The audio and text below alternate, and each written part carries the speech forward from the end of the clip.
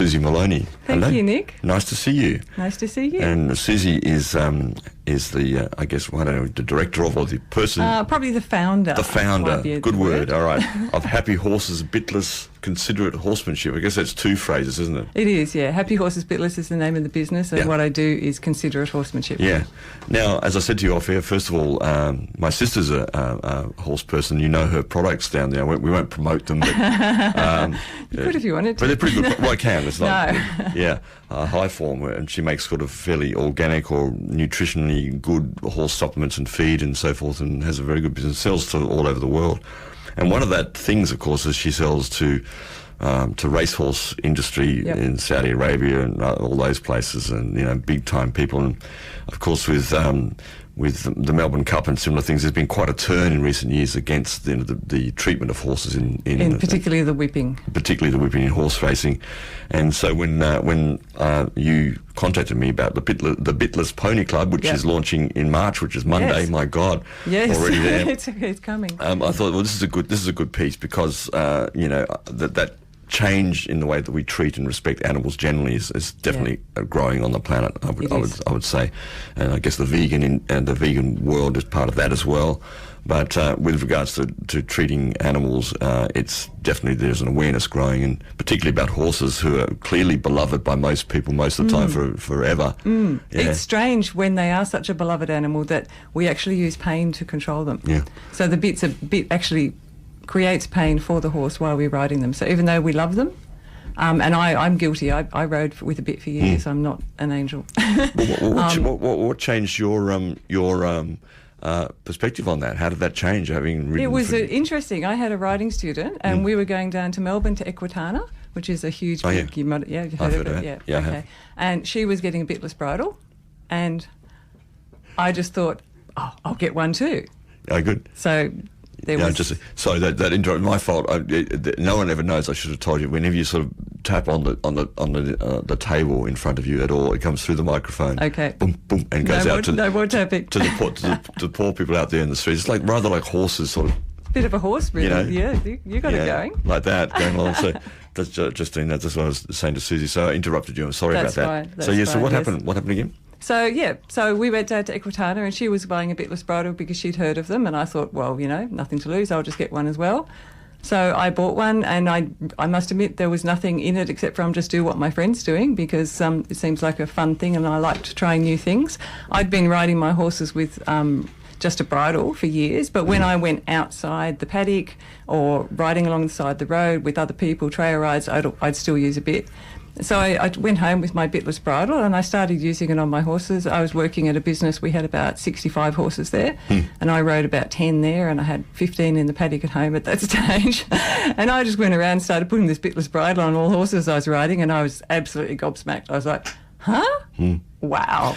I mean, it's interesting too, I guess, the history, just because I don't know, but sometimes you might see a movie and American Indians, forget about all the betrayal that you could say about these things, or horsemanship generally around the world and all sorts of places in our past history. You always see them sort of with, basically as little control as possible, even sometimes just holding onto the mane.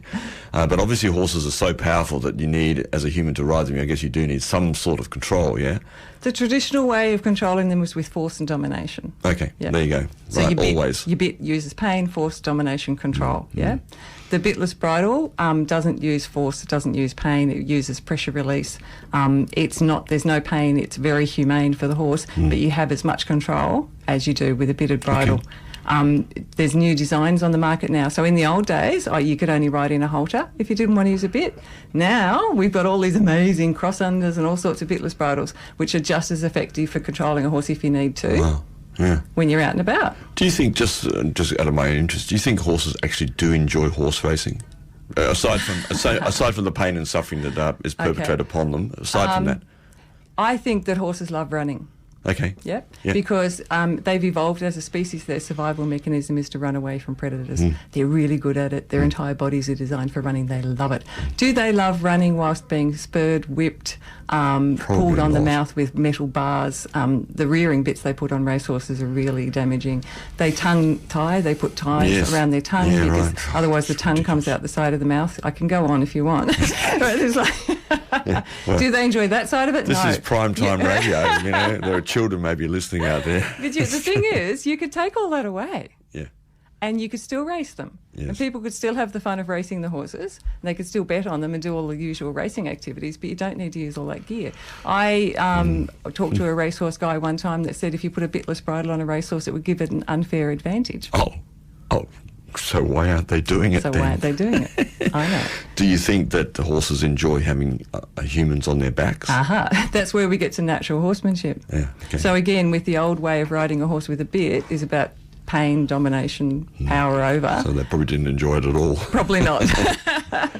And that is still very much the majority Yeah. of horse riding in the world right now. But with natural horsemanship, or what I call considerate horsemanship, it's about considering the horse in every single thing you do. So you don't actually get on the horse until the horse is happy with that. And I have some horses in my life that say, no, I don't want to be ridden. And I'm like, okay, that's fine. We can just hang out and do other stuff. You know, sometimes you'll have a horse that says, I'm happy to be ridden today, but then a week later they say, no, I'm not. So it's like if you're actually listening to your horse.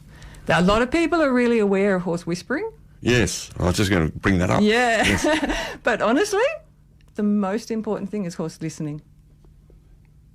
That's the key. That's it. Well, I mean, that's the other side of that, because the healing that is now happening with horses and some other animals, but particularly horses, and there's a few people, and we know some, hello Lisa out there, that notion of healing with horses, which is about, I guess, about listening to them, Yes, in a way, yeah. to communicating with them. That's become quite a major Equine healing assisted modality. therapy is Yes, a equine major assisted growth therapy. field at the moment. Yeah. Yeah.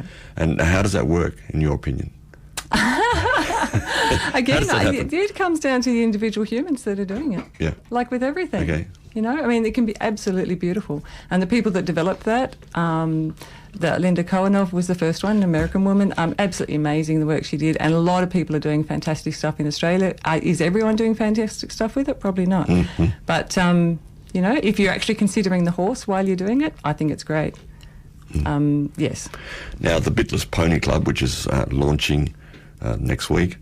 No, next month. Oh, yes, next month. Well, yeah, but well, next week. the first date is actually the 28th of Well, March. so it's really the end of March. Yes, you've got dates here. We'll come to those one Yep. per month up to October at Yes. this time. Yes. I just want to talk briefly about the club's core beliefs, because that's what we're talking about here, and just to expand on them slightly if we Okay. haven't covered it already.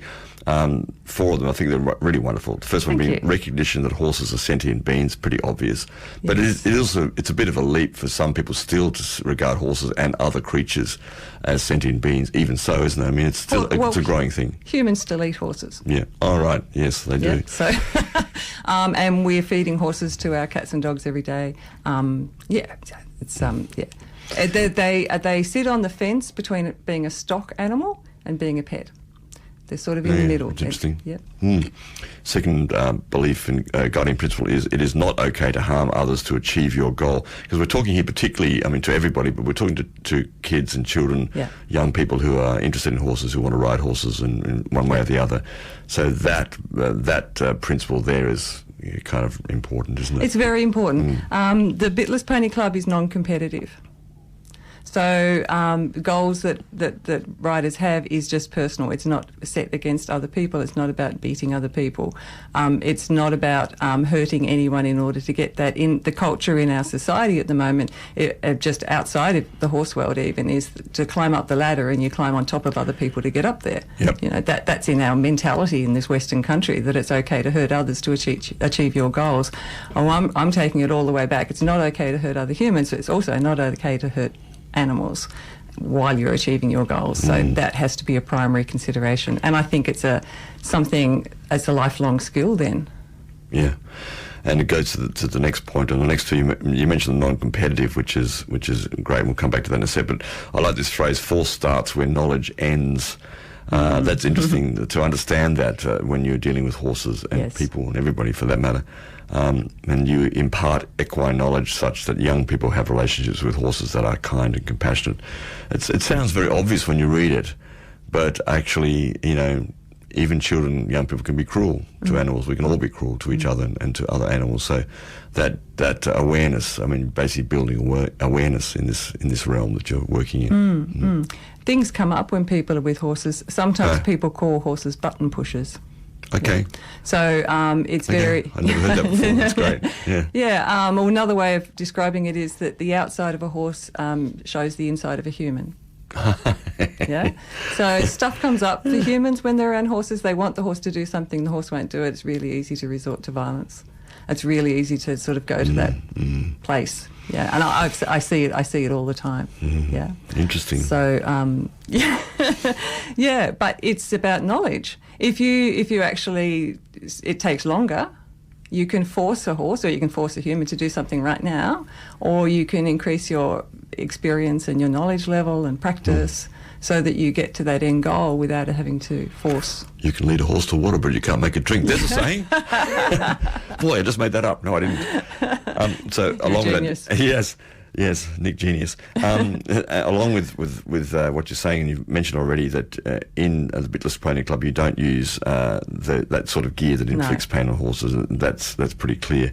And it's not about kids or people having to ride the horses. They might lead their horses because they might be in some places starting to learn to ride, or that fear, because they're big animals. And I guess for a small child, or an 8-year-old or 6-year-old or a 12-year-old even, it's imposing. In fact, I did ride quite a lot when I was young myself.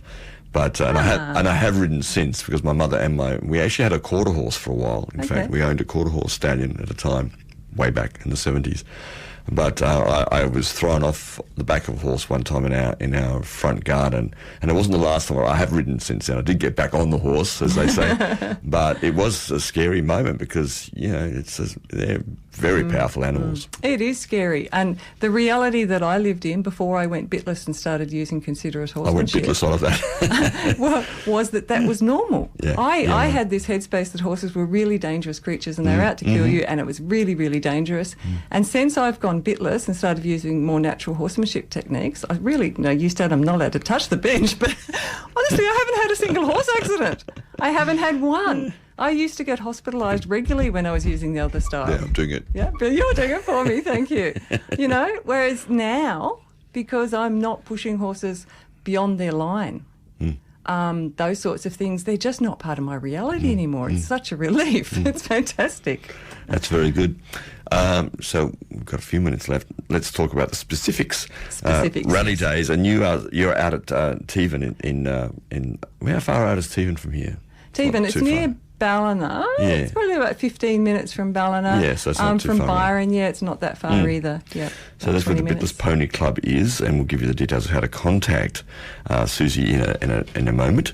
But the rally days are on Sundays. Yes. Every 4 weeks. So just explain a bit of what goes on there and when it is and how it works. Okay, yeah. So every 4 weeks, and we're starting 28th of March and going through to October, because it is an outdoor activity and we have very hot summers here. Yeah. But at the venue we do have a huge indoor arena, so that's covered, cool. So we can do a lot of activities in there, even though we will be going out at times as well.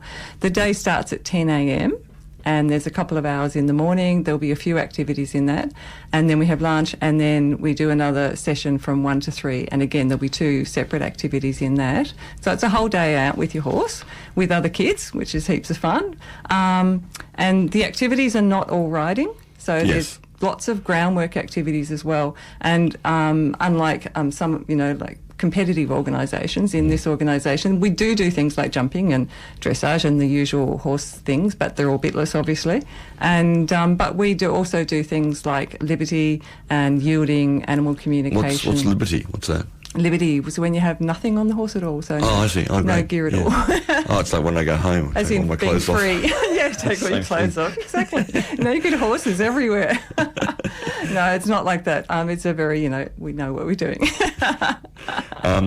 And you have a limit of 12 people, so it's pretty hands-on and lots of personal private attention, I guess, for each participant. Yes, because what we're wanting to do, obviously, one of the reasons why this has come about is because I have riding students of my own that haven't been able to go out and ride with other kids because they're not wanting to go to the competitive type of groups, and there hasn't been anything else. So I decided to get this going. But I'd also there'll be some of those. But I also really want to open this up to people that haven't ridden bitless before. Yeah. So you can come along. You don't have to be already transitioned to bitless bridles. We know how to transition horses, and we can provide bitless bridles on the day. So you need to transition the horses. That was an interesting phrase there. So the horses actually need to get used to not having the humans. I should have said the humans as well. Well, yes, it's like doing anything. Sort of assume the humans would be the thing, but to actually you have to also accommodate the horses and how they're used to one thing and they're going to change Absolutely. that. Like if you were playing country and western music and then somebody said we're going to play rock and roll now, you'd have to learn some new rhythms. So someone's just written in and said the first and last time I rode a horse I fell off. Yeah, it wasn't even moving. Oh no! And as you said about the psychology, she says here rejection plus. She felt rejected. Yes. There you go. You better get back on your horse, I think. Such a common story. It is. I hear that all the time. Yeah. And I got on this horse and my friend whacked it on the bum. Usually that's the usual thing. Oh, yeah. And the horse took off and I fell off and I've never been on one Don't since. stand behind one, that's for sure, because they do kick. And my sister's been kicked a few times, and she should know better. Suzy, we'll leave it there. So I'll leave the contact details. The contact details at the front desk here, folks. If you want to call BAFM, you can do that after the show, 66807999. Suzy Maloney from Bitless Pony Club or Considerate Horsemanship, and her phone number is 0401 249 263, and email Suzy at happyhorsesbitless.com. So I'll leave those details here at the front desk for you. Thank you. And also I'd like to say that the events are up on Facebook. We've got a Facebook page, Bitless Pony Club, so you can go there and book. That's probably easier. Fantastic. There's lots of info there as well as you can book there. Thanks so much for joining us, Suzy. Nice talking to you. Yeah, nice talking to you too. See you again. Have a good day. Bye. Bye.